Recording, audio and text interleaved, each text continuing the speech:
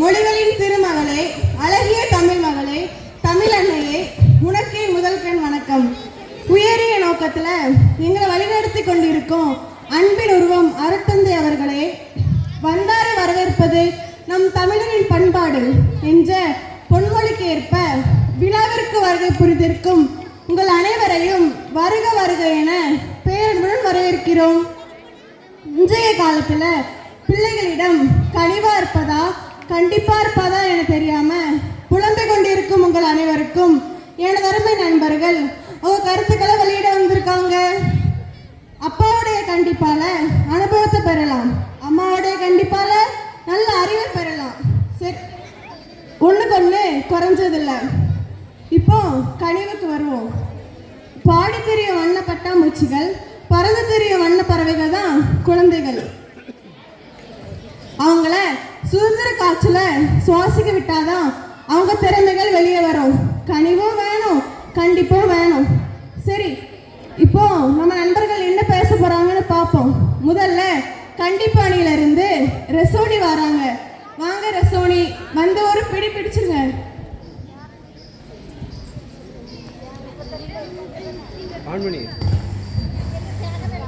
இரவு வானை அழகு செய்யும் விண்மீன்களை போல இக்கூட்டத்தை அழகுபடுத்தி கொண்டிருக்கும் உங்கள் அனைவருக்கும் என் வணக்கத்தை தெரிவித்துக் கொள்கிறேன்.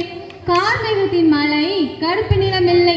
கோபக்கார தந்தையின் கண்டிப்பில் கோபம் இருப்பதில்லை, அக்கறை மட்டுமே. குயிலின் இசையில் சந்தம் உண்டு, அம்மாவின் வசையில் அர்த்தம் உண்டு. இன்றைய நாளில் குழந்தைகள் வளர்ப்பில் பெரிதும் தேவை கண்டிப்பா கனிவா என்ற தலைப்பில் கண்டிப்பே என பேச வந்துள்ளேன். நல்ல ஒரு தலைப்பு நடுவர் அவர்களே. ஆமா ஆமா, நல்ல தலைப்பு தான். நம்ம கிராமங்கள்ல சொல்லுவாங்க, ஒடிச்சு வளர்க்காத முருங்கையும் அடிச்சு வளர்க்காத குழந்தையும் நம்ம வீட்டுக்கும் ஆகாது நாட்டுக்கும் ஆகாது. ஆமா, முருங்கையை உடைச்சு விட்டாதான் காய் வரும். எப்ப பார்த்தாலும் நம்ம பிள்ளைங்களை படி படின்னு சொல்றோன்னு கவலைப்படுறாங்க. அப்படி சொல்லக்கூடாதான், கனிவா சொல்லணுமா. எப்படி சொல்லணும்? படிமா, பப்புமா, உனக்கு நான் செஞ்சு தரேன் உப்புமா, இப்படியே உட்கார்ந்துருந்தா தப்புமா அப்படின்னு சொன்னா படிப்பீங்களா? எப்படித்தான் படிக்கிறது?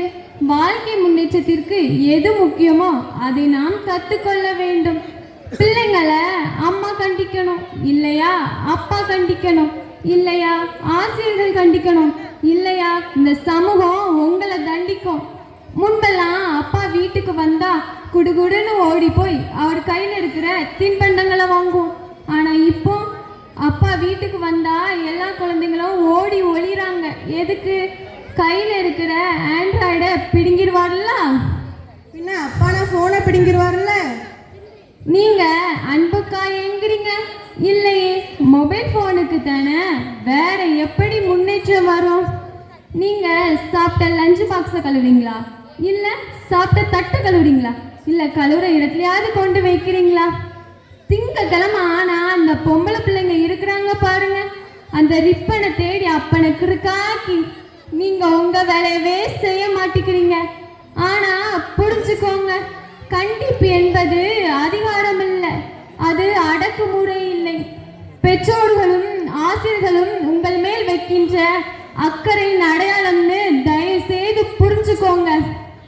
மார்க் நற்செய்தி 16ஆம் அதிகாரம் 14ஆம் இறைவார்த்தையில் சீடர்களுடைய நம்பிக்கையின்மையை கடிந்து கொள்கின்ற ஆண்டவரை நம்மால் பார்க்க முடியும். அப்படின்னா கண்டிப்பு அவசியம் நடுவரவர்களே.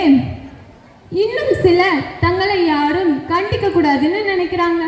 கண்டிப்பு என்றால் அடிப்பதில் இல்லை, பயமூட்டுவதில்லை, எல்லா அங்கங்களிலும் கண்டிக்கணும். ஒரு முறை முறைச்சா அவன் நிற்கணும், நம்ம சொல்லு கேட்கணும். அன்பு காட்டுவது வேறு, உன்னை உருவாக்குவது வேறு. கல்வி செல்வத்தை கனிவோடு கற்க முடியாது நடுவரவர்களே, கண்டிப்போடு தான் கற்க முடியும். அந்த கண்டிப்பு பள்ளிக்கூடங்களில் ஆசிரியர்கள் மூலம்தான் கிடைக்கின்றது. எனவேதான் பிள்ளைகளை பள்ளிக்கு அனுப்புகிறோம். கண்டிப்புக்கு கட்டுப்பட்டு படித்தவர்கள் இன்றைக்கு ஃபைல்ல கையெழுத்து போடுறாங்க, கட்டுப்படாதவர்கள் கண்டிஷன் பேர்ல கையெழுத்து போடுறாங்க. இதுதான் உண்மை. எனவேதான் பிள்ளைகளின் முன்னேற்றத்திற்கும் வளர்ப்புக்கும் பெரிதும் தேவை கண்டிப்பே என கூறி விடை பெறுகிறேன். நன்றி, வணக்கம். கண்டிப்பு எவ்வளவு அவசியம்னு பாத்தீங்களா? இவங்களுக்கு பதில் கொடுக்க வாங்க லெஸ்டன்.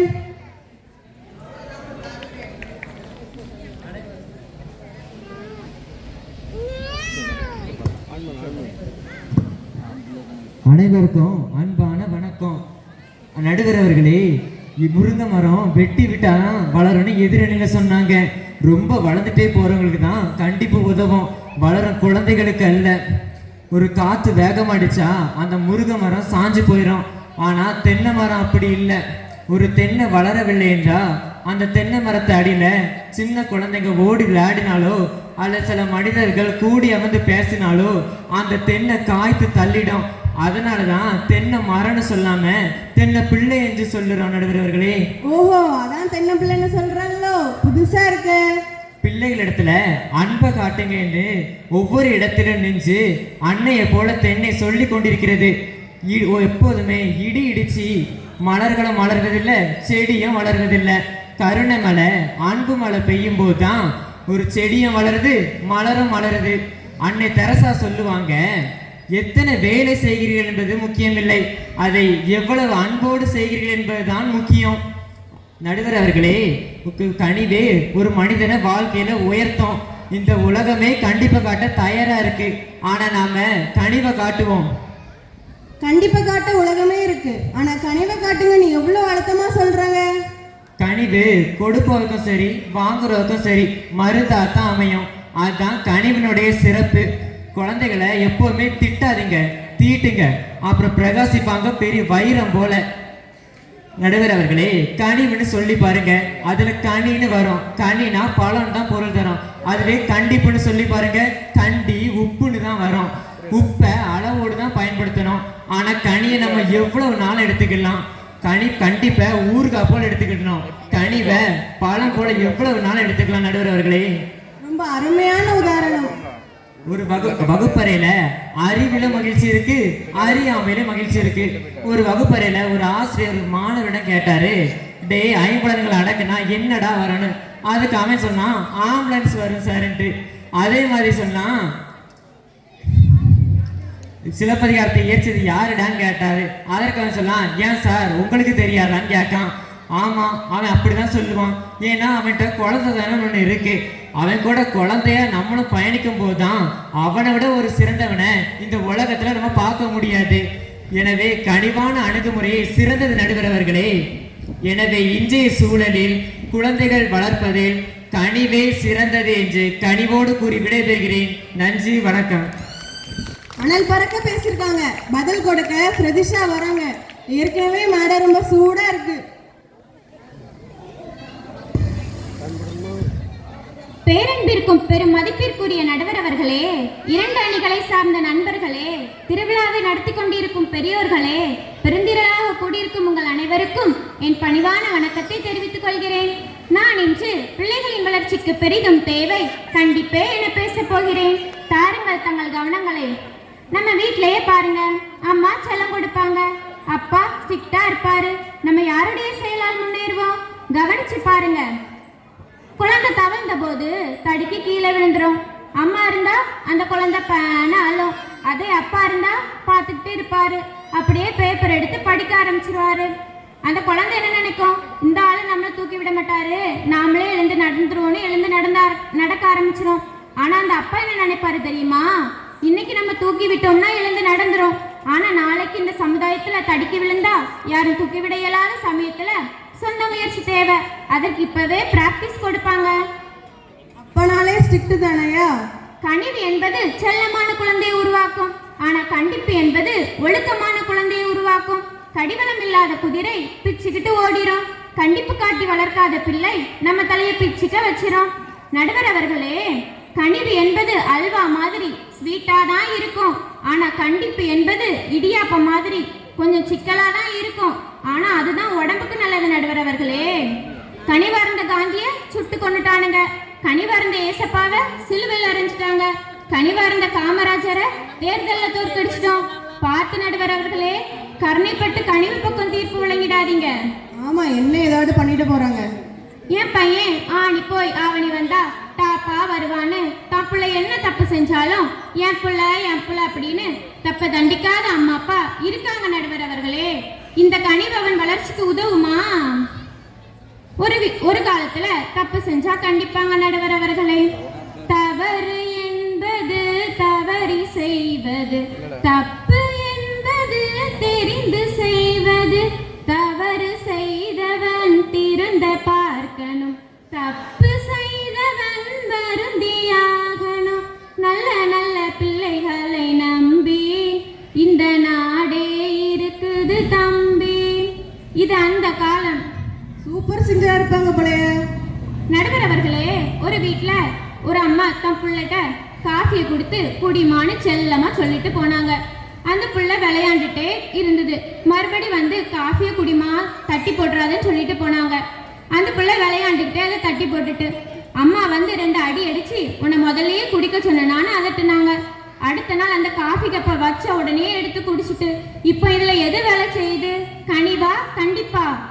கண்டிப்பு தானே நடுவர் அவர்களே. ஆமா ஆமா. ஒரு வீட்டுல தான் அம்மா பிள்ளைய செல்லமா வளர்த்து அவளை கல்யாணம் பண்ணி கொடுத்துட்டாங்க. திடீர்னு ஒரு நாள் போன் பண்ணி, அம்மா என் வீட்டுக்காரர் குழி பணியாரம் கேட்கிறாரு, எத்தனை அடியில குழி வெட்டணும்னு கேட்கிறா. அதற்கு அந்த அம்மா, ஒரு 6 அடியில வெட்டு, உன்னை பிள்ளைய பத்ததுக்கு நான் தான் அதுல வந்து படுக்கணும்னு சொல்லிட்டு போனை கட் பண்ணிட்டான் நடுவர் அவர்களே.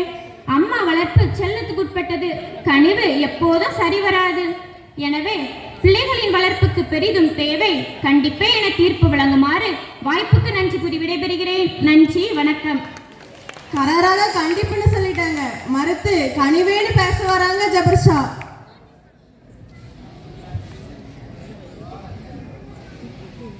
மின்மினி பூச்சிகளை மின்னிக்கொண்டு இக்கூட்டத்தையே அழகுபடுத்திக் கொண்டிருக்கும் உங்கள் அனைவரையும் வரவேற்று திருவிழா வாழ்த்துக்களை கூறி என் பேச்சை துவங்குகிறேன். பிள்ளைகளின் வளர்ப்பிற்கு பெரிதும் தேவை கனிவு என பேச வந்துள்ளேன். பிறப்பை நாடாதவன் பிள்ளையை பகைக்கிறான் அப்படின்ட்டு பைபிள் இருக்குன்னு சொன்னாங்க. அதே பைபிள்ல ஒரு கதை இருக்கு, ஊதாரி மைந்தன் கதை. ஒரு தகப்பனுக்கு 2 மகன்கள் இருந்தார்கள். ஒரு மகன் தகப்பனோட சண்டை போட்டு சொத்தையெல்லாம் வாங்கி கொண்டு வெளியே சென்றான். எல்லாவற்றையும் இழந்துவிட்டு சாப்பிடக்கூட வழி இல்லாமல் திரும்பி வந்தான். நீங்கள் சொல்வதை போல் அந்த தகப்பன் அந்த மகனை தண்டித்திருக்க வேண்டும், அடித்திருக்க வேண்டும். ஆனால் பைபிள் காட்டுகிற அந்த தந்தை தன்னோடு இருந்த மகனை விட தவறு செய்துவிட்டு திரும்பி வந்த அந்த மகனிடம்தான் அதிக பிரியமும் பாசமும் வைத்திருக்கிறார் என்று நம் பைபிள் சொல்கிறது. அப்படியானால் நம் பைபிள் எதை வலியுறுத்துகிறது? கனிவையா கண்டிப்பையா? ரொம்ப தெளிவா இருக்கே, கனிவு தானே. பிள்ளைகளை அடிப்பதால் பலனில்லை, மன்னிக்கப்பட்டவர்கள் தான் மன்னிக்கிறார்கள். தவறு செய்த பிள்ளைகளை அடிக்கிற அம்மாக்களை விட அவர்களை மௌனத்தால் மன்னிக்கிற தாய்மார்கள் இருப்பதால் இந்த உலகத்திலேயே கருணை வற்றாமல் இருக்கிறது. சிந்திக்க வேண்டிய விஷயம். நடுவர் அவர்களே, அறிவுள்ள தலைமுறை குழந்தைகளுக்கு தடிகள் எதுவும் தேவையில்லை. அவர்களோடு நாம் பேசுகிற பேச்சு அவர்களுடைய மனசை மாற்றிவிடும். எத்தனையோ ஆசிரியர்கள் தங்களுடைய அன்பால் தங்களுடைய கருணையால் மிக மோசமாக இருந்த மாணவர்களை கூட மாற்றியிருக்கிறார்கள் என்பதுதான் காலம் நமக்கு சொல்லும் வரலாறாக இருக்கிறது. ஒன்று சொல்றேன் நடுவர் அவர்களே, 10ஆம் கிளாஸ் 12ஆம் கிளாஸ் படிக்க பிள்ளைங்க வீட்டுக்கு போயிடவே கூடாது. என்ன விசேஷம் நடந்தாலும் தலை வச்சு கூட படுக்காதீங்க. ஏன்னா இப்படிதான் ஒரு நாள் என் சொந்தக்கார பிள்ளைங்க வீட்டுக்கு போயிருந்தேன். அண்ணே அண்ணே எப்படி இருக்கீங்கன்னு கேட்டேன். சுஷு பையன் 12ஆம் கிளாஸ் படிக்கான், பேசாதான் நாங்கள் அவங்க அம்மா. அடுத்து அண்ணி அண்ணி என்ன சமையல்னு கேட்டேன். பையன் 12ஆம் கிளாஸ் படிக்கான், பேசாத அப்படின்னாங்க. ஒரு 5 வயசு குழந்தை வாயில கை வச்சுட்டு இப்படியே உட்கார்ந்துருக்கு.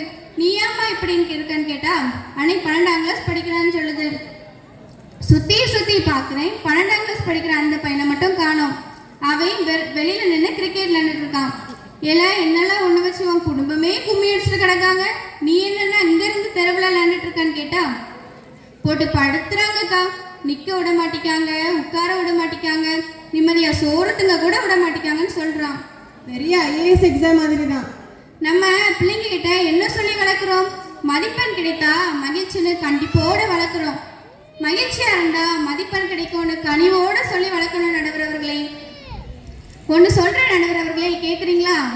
சொல்லுங்க. ஸ்கூல்ல மார்க் ஷீட் கொடுப்பாங்க. நம்ம வீட்டு பக்கத்துல இருக்க புள்ள அது நல்லா படிக்கும், 90 95 எடுக்கும். ஆனா நம்ம 50 60 தான் எடுப்போம். அம்மாட்ட போய் அந்த மார்க் ஷீட்டை நீட்டினா அம்மா நம்ம மார்க் கேட்க மாட்டாங்க, அந்த பிள்ளை எவ்வளோ மார்க்குன்னு தான் கேட்பாங்க. கேட்கறது மட்டும் இல்லை நடுவர் அவர்களே, அவ அவ்வளோ மார்க் எடுத்திருக்கா, ஒன்னாலேயா முடியல, 2 பேருக்கும் ஒரே மிஸ் தானே நடத்துறாங்க அப்படிம்பாங்க. இதே அப்படி சொல்லாம அவ அவ்வளோ மார்க் எடுத்தா என்னம்மா, ஒன்னாலேயே முடியும்னு கனிவோட சொல்லுங்க. அடுத்த எக்ஸாம்லேயே உங்க பிள்ளை நான் ஸ்கூல் ஃபர்ஸ்டே வந்துருவாங்க. இப்படி சொல்லி நிறைவு செய்கிறேன். அன்பெனும் பிடிக்குள் அகப்படும் மலையே என்னும் வாசகத்தை இந்த அரங்கில் வைத்து வாய்ப்புக்கு நன்றி கூறி அமர்கிறேன். நன்றி, வணக்கம். தரமான கருத்துக்களை எடுத்து வச்சிருக்காங்க ஜபர்ஷா. ஒரு அழுத்தமான பட்டிமன்றம், 2 தரப்பினரும் உற்சாகமா பேசிருக்காங்க. இந்த பக்கம் கனிவினை, இந்த பக்கம் கண்டிப்பினை. இந்த காலத்துல அடிக்க முடியாது, பிறந்து கொண்டு போக முடியாது ஸ்கூலுக்கு. இப்படிப்பட்ட சூழல்ல பிள்ளைங்க வளர்ப்பது ரொம்ப கடினம். டெக்னாலஜி வளர்ச்சி வேற அபரீதமா இருக்கு. நல்ல இடமா பார்த்து, நல்ல ஸ்கூலா பார்த்து அவனை சேர்த்து விட்டு அவனுக்கு வேண்டியதெல்லாம் கொடுத்து நம்ம தகுதியெல்லாம் குறைச்சி பாடுபடுறோம். கண்டிப்பா வேணும், கனிவும் வேணும். ஒண்ணுக்கு தள்ளி வைக்க முடியாது. ஆனா எதுக்கு அதிக பங்கு இருக்குன்னு தான் 2 கட்சியும் பேசிருக்காங்க. பாரதி கூட காலை எழுந்தவுடன் படிப்பு, பின்பு கனிவு கொடுக்க நல்ல பாட்டுன்னு சொல்லியிருக்காரு. எனவே கனிவுதான் முக்கியத்துவம் பெறுகிறது. கண்டிப்பு என்பது நெகட்டிவ் அப்ரோச், கனிவு என்பது பாசிட்டிவ் அப்ரோச். கண்டிப்பதனால நம்ம பிள்ளைகளை தொலைதூரத்துக்கு தள்ளி விடுவோம்.